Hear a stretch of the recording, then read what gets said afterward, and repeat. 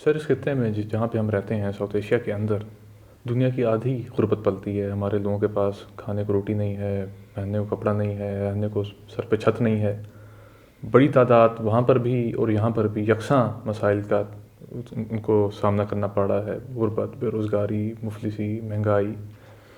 مگر اس کے باوجود ہم دیکھتے ہیں کہ دونوں ممالک کی جو ملٹری اسٹیبلشمنٹ ہیں وہ ملکی وسائل کا ایک بڑا حصہ جو ہے وہ ہتھیاروں کی ایک دوڑ لگی ہوئی ہے اور اس کے اندر جو ہے وہ ضائع کر رہی ہیں.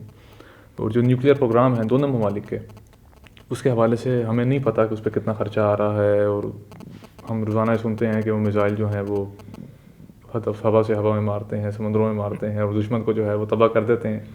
مگر وہ ہتھیار اور وہ میزائل جو ہیں ہماری بھوک, ہماری غربت, ہماری بے روزگاری, ہمارے علاج کے مسائل حل نہیں کر پا رہے. اور بہت بڑا حصہ جو ہے ہمارے وسائل کا, اس خطے کے وسائل کا, اس ہتھیاروں کی دوڑ پہ ضائع ہو رہا ہے. تو آپ کی تو بہت زیادہ ایک عرصے سے اس حوالے سے ایک کمپین بھی رہی ہے کہ نیوکلیئر آرمنٹس کے حوالے سے, اور یہ جو یہ جو اس کا نہ صرف امپیکٹ کہ اس کا اسکیل کتنا زیادہ ہوگا تباہی کا, بلکہ اس پر جو ہم پیسہ ضائع کر رہے ہیں دونوں ممالک. تو عام طور پر جو بات کی جاتی ہے وہ یہ کی جاتی ہے کہ یہ میزائل اور یہ ہتھیار تو ہم نے اپنے دفاع کے لیے بنا رکھے ہیں, اور اگر یہ ہتھیار نہ ہو تو ہمیں دشمن کھا جائے گا, ہمیں امریکہ کھا جائے گا یا ہمیں ہندوستان کھا جائے گا. اور وہاں پر بھی یہی بات ہوتی ہے کہ اگر یہ ایٹامک بم نہ ہو تو ہمیں پاکستان کھا جائے گا اور پاکستان ہم پر حملے کر دے گا. تو کیا آپ نہیں سمجھتے کہ سرحد کے دونوں طرف یکساں ایک موومنٹ کا آغاز ہونا چاہیے, یا ایک سولیڈیرٹی کا آغاز ہونا چاہیے انٹلیکچوئلس کی طرف سے, اسٹوڈنٹس کی طرف سے, ٹریڈ یونینس کی طرف سے, اور جو سوچنے سمجھنے والے طبقات ہیں دونوں ممالک میں, کہ وہ اپنی اسٹیبلشمنٹ کو اور اپنی ریاستوں کو یہ باور کروائیں کہ ہمارا دشمن جو ہے وہ ہندوستان یا پاکستان نہیں ہے, ہمارا دشمن ہماری غربت, بے روزگاری, جہالت اور بھوک اور ننگ ہے. بالکل, اس سے میں 100% سے زیادہ 200% اتفاق کرتا ہوں. آخر ہم نے جتنا اس کے اوپر خرچ کیا ہے, جو وسائل ہم نے ضائع کیے ہیں, کاش کہ ہم وہ تعلیم اور دوسری جو سماجی ضروریات ہیں اس کے اوپر خرچ کر سکتے. لیکن دیکھیں, لوگ جذباتی ہوتے ہیں, ان کو خوف دلانا کوئی مشکل کام نہیں ہوتا. ہمیں یہ بتایا جاتا ہے کہ سرحد کے اس پار ایک بھیڑیا کھڑا ہے اور وہ بس ہمیں کھانے کے لیے تیار ہے, تو ہمیں یہاں پر ایٹم بم بنانے کی ضرورت ہے. اور ایک نہیں 10 کے بعد 50 کے بعد 100, اور یہ تو ایک لامتناہی عمل ہے. انڈیا میں یہ کہا جاتا ہے کہ پاکستان تو خیر چھوٹی سی چیز ہے, لیکن خطرہ اصل میں چین سے ہے. تو ہر جگہ لوگوں کو وہ خوف دلایا جاتا.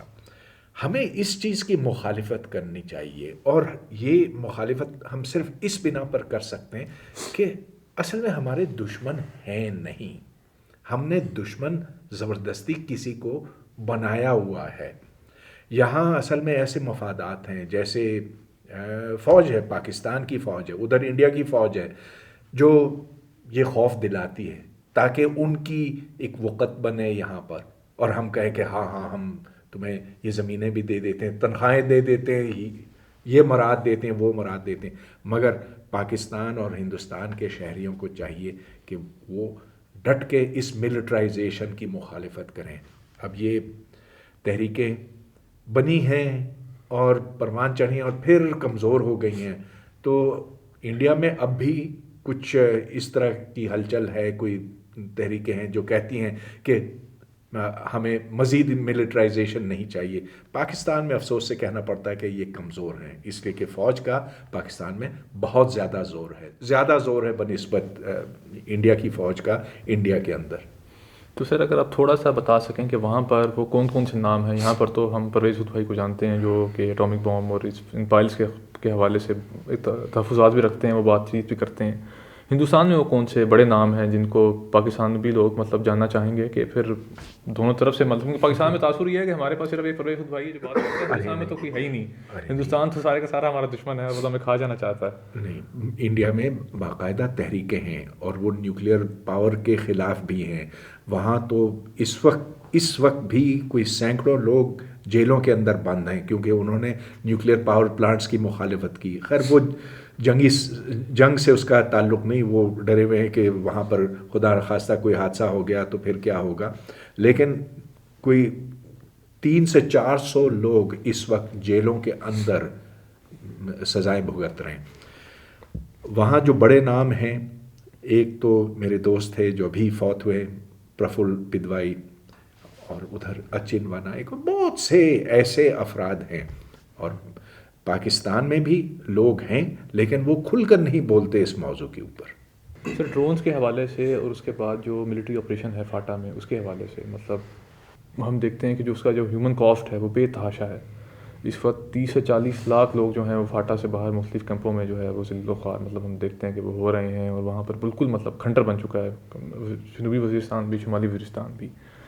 تو سوال یہ پیدا ہوتا ہے کہ ملک کے اندر جو ایجنسیز کام کر رہی ہیں, سیکورٹی ایجنسیز کام کر رہی ہیں, وہ کیوں نہیں بر وقت کارروائی کرتی کہ اسی وقت ان کو پکڑا جائے, ان تمام تر ملیٹنٹ آرگنائزیشنز کو جو وہاں پر ذہن سازی کرتی ہیں, جو آئیڈیولوجیکلی لوگوں کو موٹیویٹ کرتی ہیں, جو اس سماج کے اندر جو ہے یہ مذہبی انتہا پسندی اور اس خون ریزی کا جو نفرتوں کا زہر ہے وہ ڈھیلتی ہیں. ہم جاتے ہیں گلگت بلتستان تو سارے راستے میں سیکٹیرین ہمیں جو ہے نعرے نظر آتے ہیں. ہمیں نظر یہ آتا ہے کہ لشکر سپاہی صاحبہ اور لشکر جھنگوی کے جو لٹریچر ہے وہ برسر عام مطلب نہ صرف ان کی وال چاکنگ ہوتی ہے بلکہ لٹریچر ڈسٹریبیوٹ کیا جاتا ہے. لال مسجد کے اندر جو کچھ مولانا فرماتے ہیں سب جانتے ہیں. اسی طرح سے بلوچستان اور سندھ کے حوالے سے بھی یہی وہاں سے خبریں آتی ہیں کہ وہاں پر بھی یہ تمام تر کل عدم تنظیمیں اسی طرح سے فرقہ واریت اور نفرتوں کا درس دے رہی ہیں. اور نیشنل ایکشن پلان جس کے بارے میں کہا یہ گیا تھا کہ بہت ہی کامیاب آپریشن چل رہا ہے وہ بالکل ناکام ثابت ہو رہا ہے. تو اس وقت کیوں نہیں روکا جاتا؟ اور اس کے بعد جب وہ اتنا بڑا ایک مانسٹر کریٹ کر دیا جاتا ہے تو اس کے بعد پھر آپ ٹینک بھی بھیجتے ہیں, ڈرون بھی بھیجتے ہیں, ہتھیار بھی, اس پہ بمباری بھی ہوتی ہے, اور اس کی جو ہیومن کاسٹ ہے بے تحاشا اس میں بے گناہ لوگ مارے جاتے ہیں. تو اس پر آپ بات رکھیں کہ ایسا کیوں نہیں ہو پاتا؟ پاکستان کی ریاست اور پاکستان کی فوج نے اس کو بہت بری طرح سے مس کیلکولیٹ کیا تھا. یہ سوچا تھا کہ ہم ان جہادی تنظیموں کو پالیں گے, پوسیں گے, ان کو اسلحہ فراہم کریں گے تاکہ یہ ہمارے دشمنوں پر حملہ کر سکیں. تو اس مقصد سے کہ وہ کشمیر کو آزاد کر سکیں, انڈیا کو وہاں نقصان پہنچا سکیں, اور دوسری طرف افغانستان میں ہمارے لیے وہ ایک ایسی حکومت بنائیں گے جن کے ساتھ جو پرو پاکستان ہوگی اور جو اسٹریٹجک ڈیپتھ کا نظریہ کہلاتا. لیکن ہوا یہ کہ جب یہ جہادی تنظیمیں جب ان پر ممانعت لگی, جب یہ کالعدم قرار دے دی گئیں, تو اس کے بعد پھر ایک ان کا رد عمل شروع ہوا. انہوں نے سب سے پہلے جنرل مشرف کو اپنا ہدف بنایا. 3 بار اس کی جان کے اوپر حملے ہوئے, بچ نکلا. لیکن پھر فوج کے اوپر یہ حملے ہونے لگے, اور فوج کو اس وقت ذرا سا ڈر لگنے لگا ان سے. پھر فوج نے جو کارروائی کی ان کے خلاف, اس کا پھر ایک رد عمل خود شروع ہو گیا. اب صورتحال یہ ہے کہ فوج ان سے ڈرتی ہے, لیکن ساتھ ساتھ اب بھی فوج میں ایسے لوگ ہیں جو ان کو اپنے اسٹریٹجک ایسیٹس مانتے ہیں کہ اب بھی یہ ہمارے لیے کچھ کر کے دکھائیں گے کشمیر میں اور افغانستان میں. مطلب ان میں سے بھی کچھ گڈ نکل سکتے ہیں. ہاں, تو اب بھی وہ گڈ اور بیڈ طالبان کی تفریق ان لوگوں کے دماغوں میں ہے. پتہ نہیں یہ سوچ کب ختم ہوگی. ان کو یہ جاننے کی ضرورت ہے کہ یہ جو دہشت گرد انہوں نے پالے تھے, اب یہ ان کے بچوں کو قتل کرتے ہیں. ہمارے اسٹوڈنٹس جو جیسے باچا خان یونیورسٹی میں ہوا تھا, عام لوگوں کو اب یہ ہدف بنا رہے ہیں. یہ پاکستان کی ریاست اور پاکستان کی فوج کی سب سے بڑی ناکامی رہی ہے. اور اب اس میں کوئی شک نہیں کہ فوج بہت مار کھا رہی ہے. آخر جتنے فوجی ہلاک ہوئے ہیں یا آپ کہیں شہید ہوئے ہیں, جو بھی آپ کا نقطہ نظر ہو, ان کی تعداد زیادہ ہے بنسبت اس تعداد کی جو انڈیا کے ساتھ لڑتے ہوئے جان بحق. دوستوں, بہت سی باتیں جو ہیں وہ ہو رہی ہیں اور بہت سی کرنی رہتی بھی ہیں, اور ڈاکٹر صاحب کے ساتھ ہم نے بہت سی دیکھا بہت سے ڈائیورس موضوعات سے بات چیت کی ہے, اور لازمی نہیں ہے کہ جو ڈاکٹر صاحب کا نقطہ نظر ہے یا جو ہمارا نقطہ نظر ہے وہ واحد نقطہ نظر ہے. اس پر کرٹیسزم بھی ہو سکتا ہے, اس سے ایگری بھی کیا جا سکتا ہے, اس سے ڈس ایگری بھی کیا جا سکتا ہے. سوال یہ ہے کہ اس ملک کے اندر ایک مکالمے کی فضا پیدا ہو, اور جو ایک مونولیتھک ڈسکورس موجود ہے, جو ایک مطلق سچائی موجود ہے, اور جو نظریے کا جو نظریاتی جو جبر ایک ہے ریاست پاکستان کا ہم سب کے ذہنوں پر, ایک نظریہ پاکستان ہے, اور جو ہمیں جو کچھ مطالعہ پاکستان میں پڑھایا جاتا ہے صرف وہی سچ ہے. اور جو بھی شخص جو کہ ایسی بات کرتا ہے جو کہ مطالعہ پاکستان میں پڑھائی گئی تعلیم کے متصادم ہے, تو وہ غدار ہے, وہ یہودیوں کا اور یا ہندوستان کا ایجنٹ ہے. تو ہمیں اس سوچ کو کاؤنٹر کرنا ہے. تو ڈاکٹر صاحب کے ساتھ ہماری مستقبل میں بھی نشستیں ہوتی رہیں گی, اور اگر آپ دوستوں کے ذہن میں کوئی سوال ہے تو ہم ان سے یہ درخواست کریں گے کہ وہ ہمیں لکھ بھیجیں, اور ہم آپ کے توسط سے ڈاکٹر صاحب کے ساتھ وہ سوال مستقبل میں رکھیں گے.